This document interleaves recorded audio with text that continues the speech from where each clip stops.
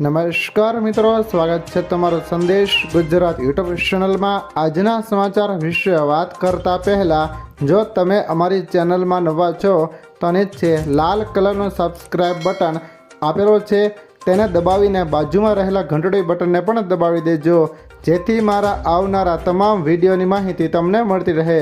આજના સમાચાર વિશે વાત કરીએ તો સોના ચાંદીના ભાવમાં મોટો ઘટાડો। દેશમાં સોના ચાંદીના ભાવમાં સાપ્તાહિક ધોરણે મોટો ઘટાડો નોંધાયો છે। છેલ્લા એક અઠવાડિયામાં 24 કેરેટ સોનાના ભાવમાં 4,690 અને 22 કેરેટમાં 4,300નો ઘટાડો થયો છે।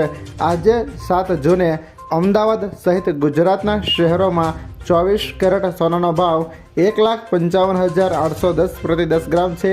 સોનાની જેમ ચાંદી પણ અઠવાડિયામાં 15,000 તૂટીને 2,65,000 પ્રતિ કિલોગ્રામ પર પહોંચી ગઈ છે। નિષ્ણાંતોના મતે વૈશ્વિક પરિબળો આ ઘટાડા માટે જવાબદાર છે। ત્યાર પછીના સમાચાર વિશે વાત કરીએ તો ચારધામ યાત્રામાં રચાયો ઇતિહાસ। ઉત્તરાખંડના ચારધામમાં આ વર્ષે ભક્તોનો ભારે ઘસારો જોવા મળી રહ્યો છે। માત્ર 55 દિવસના ટૂંકા ગાળામાં 31 લાખથી વધુ લોકોએ પવિત્ર ધામોના દર્શન કરી એક નવો રેકોર્ડ સ્થાપિત કર્યો છે।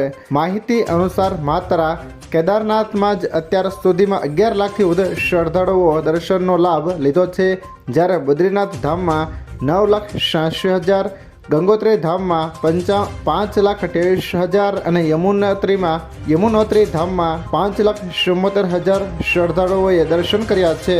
ત્યાર પછીના સમાચાર વિશે વાત કરીએ તો આજે આ જિલ્લાઓમાં વરસાદની આગાહી। હવામાન વિભાગ દ્વારા આજે અનેક વિસ્તારોમાં વરસાદની આગાહી કરવામાં આવી છે।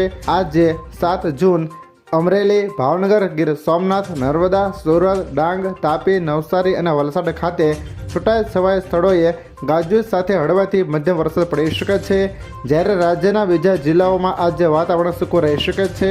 જણાવીએ કે ચોમાસું ગુજરાતથી માત્ર 400 કિલોમીટર દૂર છે અને ટૂંક સમયમાં જ આગમન થશે। ત્યાર પછીના સમાચાર વિશે વાત કરીએ તો ડૉક્ટર નહીં એઆઈ બતાવશે બીમારી।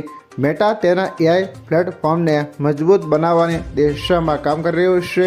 મેટાના એઆઈ પ્રમુખે એક ઇન્ટરવ્યૂમાં જણાવ્યું કે કંપની હવે દરેક લોકોના સ્વાસ્થ્ય સંબંધિત બીમારી અને સલાહ આપશે।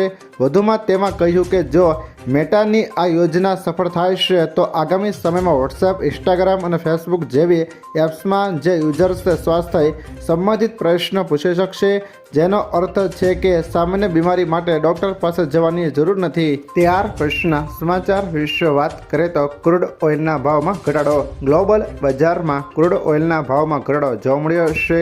બ્રેન્ટ ક્રૂડના ભાવ ઘટીને $92 પ્રતિ ડોલરની આસપાસ પહોંચી ગયો છે, જેની અસર આજે શનિવારે તેલ કંપનીઓ અને પેટ્રોલ ડીઝલના ભાવ પર પડી છે। આજે નોઈડામાં પેટ્રોલ 46 પૈસા ઘટીને 101.96 વેચાઈ રહ્યો છે, જ્યારે દિલ્હી, મુંબઈ જેવા પ્રદેશના 4 મહાનગરોમાં પેટ્રોલ ડીઝલના ભાવમાં કોઈ હલચલ જોવા મળી નથી।